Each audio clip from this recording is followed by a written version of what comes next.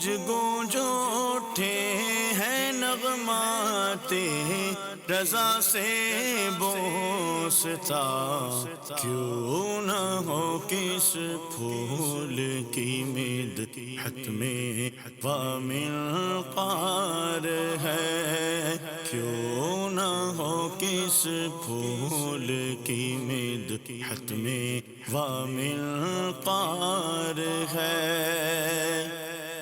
الحمدللہ رب العالمین والصلاة والسلام علی سید المرسلین، اما بعد فاعوذ باللہ من الشیطان الرجیم، بسم اللہ الرحمن الرحیم۔ الصلاة والسلام علیک یا رسول اللہ وعلی آلک واصحابک یا حبیب اللہ، الصلاة والسلام علیک یا نبی اللہ وعلی آلک واصحابک یا نور اللہ۔ میٹھے میٹھے اسلامی بھائیوں اور مدنی چینل کے ناظرین، سلسلہ ہے نغمات رضا۔ اعلیٰ حضرت امام اہل سنت کے اشعار کو سنتے بھی ہیں، اس کو سمجھنے کی بھی کوشش کرتے ہیں۔ آج جس کلام سے برکتیں لینی ہیں، کمال کا کلام، اعلیٰ حضرت کیا شاندار شخصیت ہیں۔ ایسا لگتا ہے نبی پاک کے جسم مبارک کے ایک ایک عضو کی تعریف بیان کرنا یہ اعلیٰ حضرت کی زندگی کا مقصد تھا۔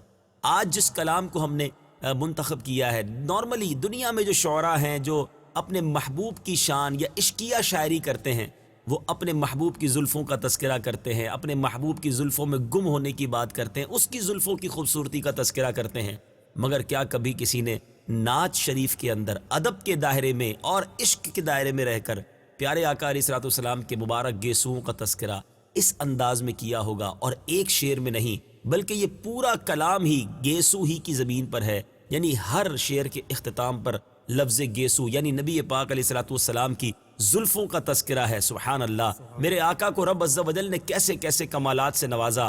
آج بات ہوگی زلف مصطفیٰ کی، نبی پاک علیہ الصلوۃ والسلام کی مبارک زلفوں کی، تصور جانا میں گم ہو کر نبی پاک کے خوبصورت سراپے کو مد نظر رکھتے ہوئے میرے آقا کی زلفوں کا تصور جمائیے اور اس کلام میں کھو جائیے۔ سبحان اللہ، کمال کیا، یقین کریں اعلیٰ حضرت نے، ایک ایک شعر موتی کی مانند ہے۔ اعلیٰ حضرت لکھتے ہیں، گوشت تک سنتے تھے فریاد اب آئے تادوش، گوشت تک سنتے تھے فریاد اب آئے تادوش، کہ بنے خانہ بدوشوں کو سہارے گیسو۔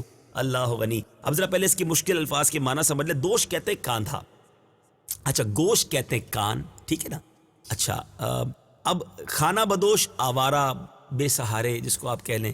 اچھا اب ذرا آئیے کہ سہارے سے مراد مددگار جو ہوتے ہیں، سہارا کرنے والے ہوتے ہیں۔ تو یہاں اعلیٰ حضرت کا تخیل کیا ہے کہ امام اہل سنت کہتے ہیں کہ آپ آقا علیہ الصلوۃ والسلام کی جب مبارک زلفیں کانوں تک ہوتی تھی نا، تو اس سے مراد یہ ہوتی تھی کہ یہ اشارہ تھا کہ یہ کان نبی پاک علیہ الصلوۃ والسلام کی گناہ گار امت کی فریاد سنتے ہیں، یعنی یہ زلفیں اشارہ کرتی تھی کہ یہ کان تمہارے لیے ہیں، اے امتیوں اپنی فریادیں پہنچاؤ۔ اور جب یہ زلفیں کبھی کاندھوں کو ٹچ کرتی نا، تو اب کاندھوں کی طرف اشارہ ہوتا کہ یہ گھبراؤ نہیں امتیوں، تمہارے گناہوں کا بوجھ اٹھانے کے لیے کاندھے کافی ہیں۔ اعلیٰ حضرت لکھتے ہیں نا، جن کو بارے دو عالم کی پرواہ نہیں، ایسے بازو کی قوت پہ لاکھوں سلام۔ تو گویا یہ زلفوں کا جو اوپر نیچے ہونا ہے، کانوں تک ہونا ہے، یہ کانوں کی طرف اشارہ ہے کہ یہ کان جو ہیں امتیوں کی فریاد سننے کے لیے ہیں، اور جب کاندھوں تک زلفیں پہنچ جائیں تو اس سے مراد یہ ہے کہ اشارہ ہے کہ یہ کاندھے بڑے مضبوط ہیں، اور یہ کاندھے اے امتیوں تمہارے لیے بہت بڑا سہارا ہیں۔ کیا خوبصورت اعلیٰ حضرت کے یہ اشارے ہیں۔ لکھتے ہیں، گوشت تک سنتے تھے فریاد اب آئے تادوش، کہ بنے خانہ بدوشوں کو سہارے گیسو۔ گوشت تک سنتے تھے فریاد اب آئے تادوش، گوشت تک سنتے تھے فریاد اب آئے تادوش، کہ بنے خانہ بدوشوں کو سہارے گیسو، کہ بنے خانہ بدوشوں کو سہارے گیسو۔ سبحان اللہ۔ جب بھی گیسوؤں کی بات ہوتی ہے تو شعراء اس گیسو کو کالی گھٹا سے تشبیہ دیتے ہیں، مگر اعلیٰ حضرت نے کس گھٹا کی بات کی ہے اور کہاں برسنے کی بات کی ہے؟ میٹھے اسلام میں لکھتے ہیں سوکھے دھانوں پہ ہمارے بھی کرم ہو جائے، سوکھے دھانوں پہ ہمارے بھی کرم ہو جائے، چھائے رحمت کی گھٹا بن کے تمہارے گیسو۔ سوکھے دھانوں سے مراد دھان کہتے ہیں کھیتی کو، کھیتی باڑی کو۔ اعلیٰ حضرت کا تخیل یہ ہے کہ یا رسول اللہ میرے اعمال کی کھیتی بے حد سوکھی ہے، کوئی عمل نہیں ہے، کوئی نیکی نہیں ہے آقا، بالکل سوکھا نامہ اعمال ہے آقا۔ آپ کے گیسو کالی گھٹا کی بن کر، ابر رحمت بن کر کچھ بوندیں مجھ پر بھی گر جائیں تو میری یہ جو اعمال کی کھیتی سوکھی ہے آپ کی رحمت کی نگاہ سے یہ بھی ہری بھری ہو جائے گی، رحمت کی نگاہ پڑ گئی تو میں بھی نیک بن جاؤں گا۔ میٹھے اسلامی بھائیوں، کچھ اسی طرح کی بات اعلیٰ حضرت نے اپنے ایک اور کلام میں لکھا نا، جو 4 زمانوں میں لکھا۔ کیا لکھتے ہیں؟ انا فی عطشوں وسخا کا اتم، اے گیسوئے پاک، اے ابر کرم، برسن ہارے رم جھم 2 بوند ادھر بھی گرا جانا۔ ایک اور جگہ لکھتے ہیں نا، برستا نہیں دیکھ کر ابر رحمت، بدوں پر بھی برسا دے برسانے والے۔ انہی گیسوں سے ایک بار پھر التجا ہے کہ سوکھے دھانوں پہ ہمارے بھی کرم ہو جائے، چھائے رحمت کی گھٹا بن کے تمہارے گیسو۔ سوکھے دھانوں پہ ہمارے بھی کرم ہو جائے، سوکھے دھانوں پہ ہمارے بھی کرم ہو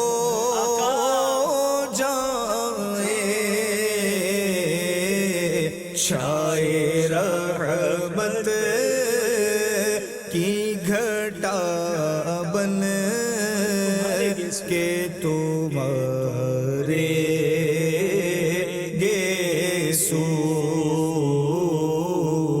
چھائے رحمت کی گھٹا بن کے تمہارے۔ اب شفاعت کا منظر کیا خوبصورت انداز میں اعلیٰ حضرت نے اپنے اشعار میں قلم بند کیا ہے۔ سلسلہ پاک کے شفاعت کا جھکے پڑتے ہیں، سلسلہ پاک کے شفاعت کا جھکے پڑتے ہیں، سجدہ شکر کے کرتے ہیں اشارے گیسو۔ اعلیٰ حضرت شفاعت کے منظر کو کس طرح بیان کر رہے ہیں کہ جب نبی پاک علیہ الصلوۃ والسلام کو بروز قیامت اللہ عز و جل وہ مقام محمود عطا فرمائے گا، شفاعت کا مژدہ نبی پاک علیہ الصلوۃ والسلام کے ذریعے سے امت کو ملے گا، تو اب نبی پاک سر انور جب نعمت شکر ملنے کی برکت سے، نبی پاک علیہ الصلوۃ والسلام اتنی بڑی نعمت ملنے کی برکت سے جب سجدہ شکر ادا کریں گے، یقیناً جب میرے آقا سجدہ فرمائیں گے تو زلف مبارک بھی، نبی پاک کے گیسو مبارک بھی جھک جائیں گے، اور ان کا جھکنا 2 وجہ سے ہوگا۔ ایک تو زلف بھی گویا سجدہ شکر ادا کر رہی ہوں گی، اور دوسرا گناہ گاروں کو اشارہ کرنے کے لیے کہ آ جاؤ سیاہ کاروں، شفاعت کا دروازہ کھل گیا ہے، یہ تمہیں اشارہ مل رہا ہوگا۔ سبحان اللہ۔ اعلیٰ حضرت یہ کلام میں لکھتے ہیں نا، صفے ماتم اٹھے خالی ہو زنداں، ٹوٹے زنجیریں، گناہ گاروں چلو مولا نے در کھولا ہے جنت کا۔ گویا یہ زلفیں اشارہ کر رہی ہوں گی کہ آ جاؤ گناہ گاروں، نبی پاک علیہ الصلوۃ والسلام کے در سے شفاعت کی خیرات بٹ رہی ہے۔ اللہ غنی، کیا منظر ہوگا۔ ایک اور کلام میں اعلیٰ حضرت اسی شفاعت کا منظر اور گناہ گاروں پر شفقت کا انداز بیان کرتے ہیں نا، کیا ہی ذوق افزا شفاعت ہے تمہاری، واہ واہ قرض لیتی ہے گناہ پرہیزگاری، واہ واہ۔ اب یہ گیسوؤں کا کردار وقت شفاعت کیا ہوگا، اعلیٰ حضرت وہ بیان کر رہے ہیں کہ سلسلہ پا کے شفاعت کا جھکے پڑتے ہیں، سجدہ شکر کے کرتے ہیں اشارے گیسو۔ سلسلہ پا کے شفاعت کا جھکے پڑتے ہیں، ہاں سلسلہ پا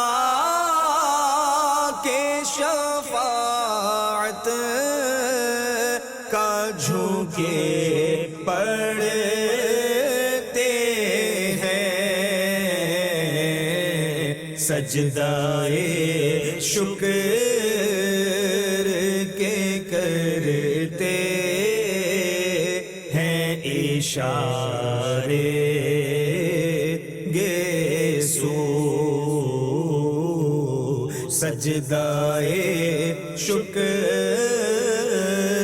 کے کرتے ہیں اشارے گیسو. سبحان اللہ. گیسوؤں کی بات ہو رہی ہے تو گیسوؤں کی خوشبو کی بات نہ ہو تو بات کیسے پوری ہوگی؟ اعلیٰ حضرت لکھتے ہیں بھینی خوشبو سے مہک جاتی ہیں گلیاں واللہ، بھینی خوشبو سے مہک جاتی ہیں گلیاں واللہ، کیسے پھولوں میں بسائے ہیں تمہارے گیسو. سبحان اللہ. اب یہ بھینی خوشبو سے مراد ہلکی ہلکی نہایت ہی عمدہ خوشبو کو بھینی خوشبو کہا جاتا ہے. مہکنا یعنی معطر ہو جانا.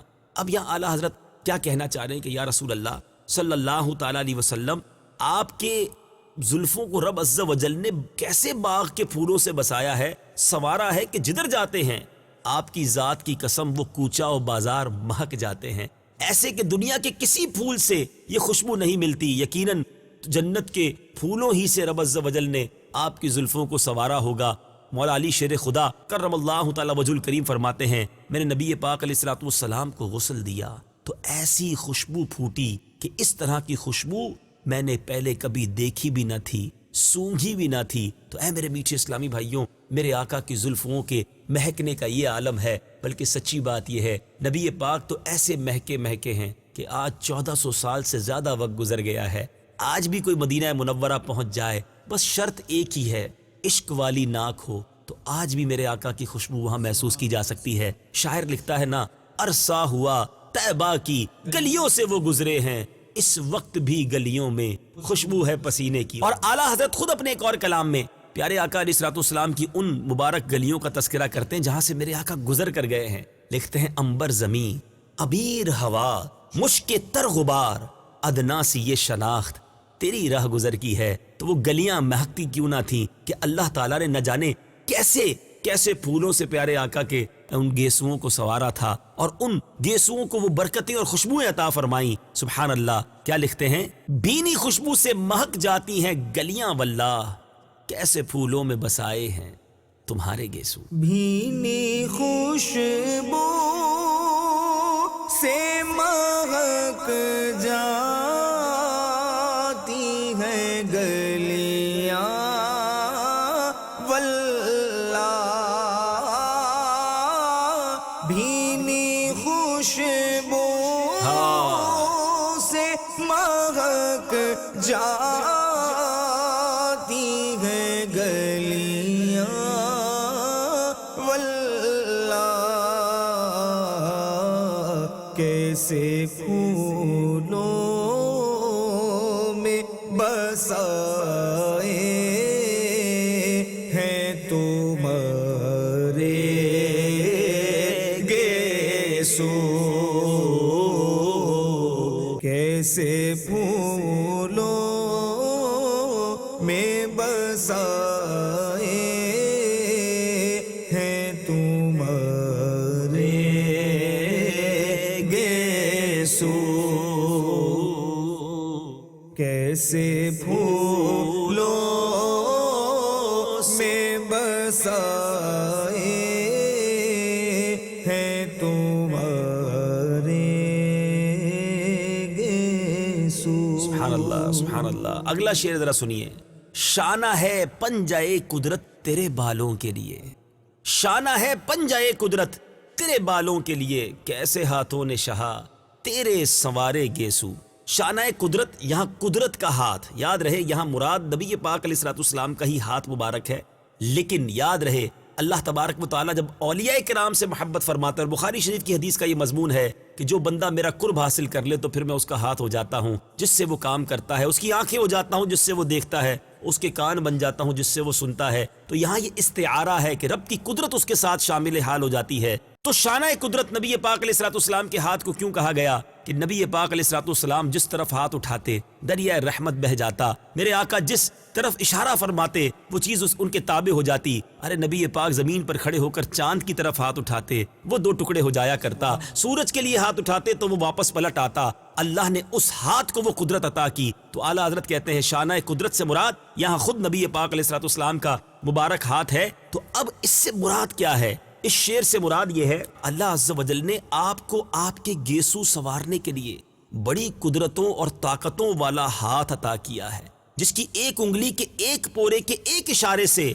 آسمان کے چاند کا کلیجہ چر جائے. وہ ہاتھ دعا کے لیے اٹھے تو ڈوبا ہوا سورج واپس آ جائے. اگر اس ہاتھ کو خالی پیالے میں رکھ دیں تو اس انگلیوں سے پنج آب رحمت جاری ہو جائے، جس سے پورا لشکر سیراب ہو جائے، پھر کبھی پانی ختم نہ ہو. یہ بابرکت اور قدرتوں والا ہاتھ آپ نے کئی سینوں پر پھیر کر 20 سالوں کا کفر و شرک نکال دیا اور ان کے سینوں کو مدینہ بنا دیا. آقا اس ہاتھ کو یعنی اللہ تعالیٰ نے ان مبارک گیسوؤں کو سنوارنے کے لیے ہاتھ بھی کیسے پیارے عطا کیے ہیں. گویا ان گیسوؤں کی تعریف ہو رہی ہے کہ وہ گیسو کتنے پیارے ہیں جس کو سنوارنے والے ہاتھ بھی اتنے بابرکت ہیں. سبحان اللہ، کیا خوبصورت بات ہے. ذرا سمجھیے گا. شانہ ہے پنجائے قدرت تیرے بالوں کے لیے، کیسے ہاتھوں نے شہا تیرے سنوارے گیسو.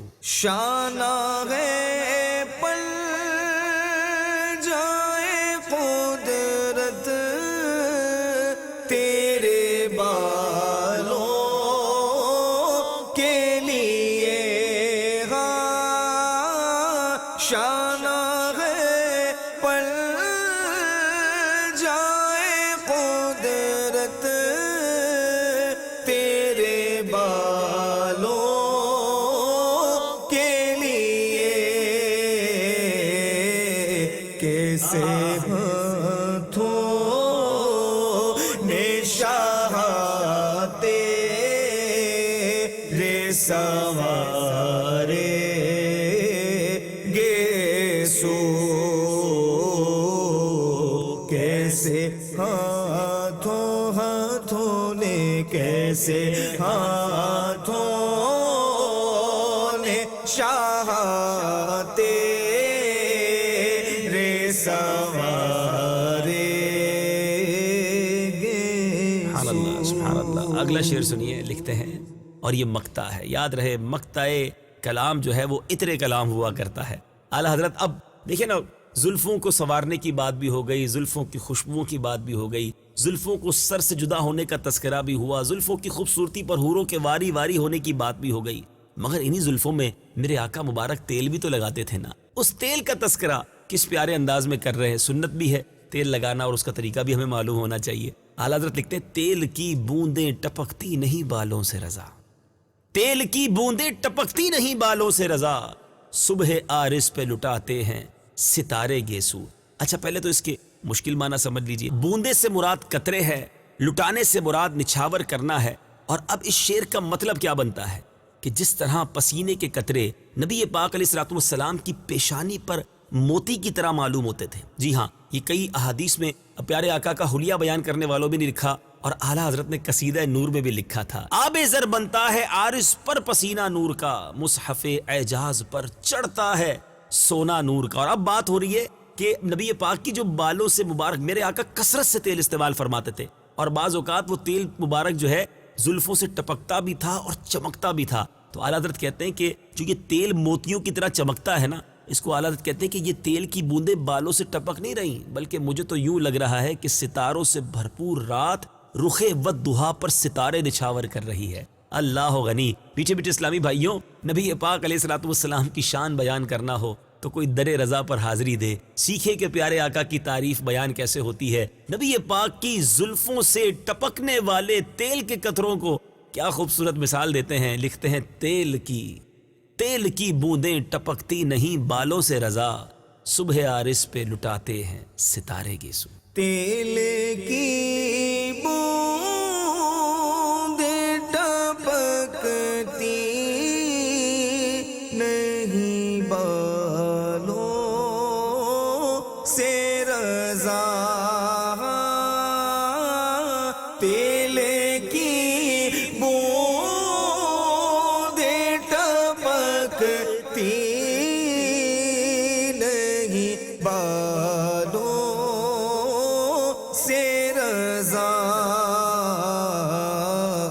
صبح عارض پہ لوٹاتے ہیں ستارے گیسو،